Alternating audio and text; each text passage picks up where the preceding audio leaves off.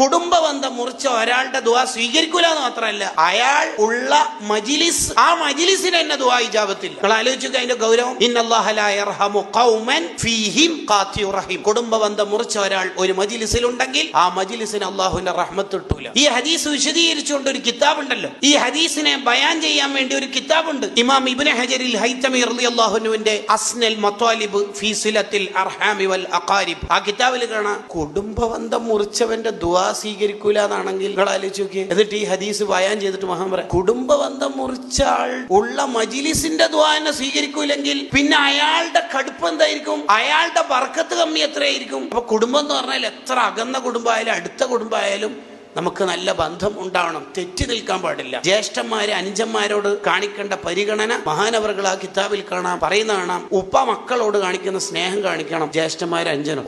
പുതിയ കട തുടങ്ങുന്നത് ചോദിച്ചിട്ട് ഞാൻ സഹായിക്കണമെന്നുണ്ടാകുന്നു, അങ്ങനല്ല. ഇളയമ മൂത്തന്മാരോട് ഉമ്മാന്റെ പരിഗണന കൊടുക്കണം. അൽ ഖാലത്തു ബിമൻസിലത്തിൽ ഉമ്മി സയ്യിദുനാ റസൂലുള്ളാഹി അൽ ഖാലത്തു ബിമൻസിലത്തിൽ ഉമ്മി. മൂത്തമ്മ ഇളയമ്മമാരോട് നല്ല പരിഗണന ഉണ്ടാവണം. മൂത്താപ്പമാർ ഇളയപ്പമാർ അഥവാ ഉപ്പന്റെ ജ്യേഷ്ഠൻ അനുജൻ അവരോട് ഉപ്പക്ക് കൊടുക്കുന്ന പരിഗണന കൊടുക്കണം.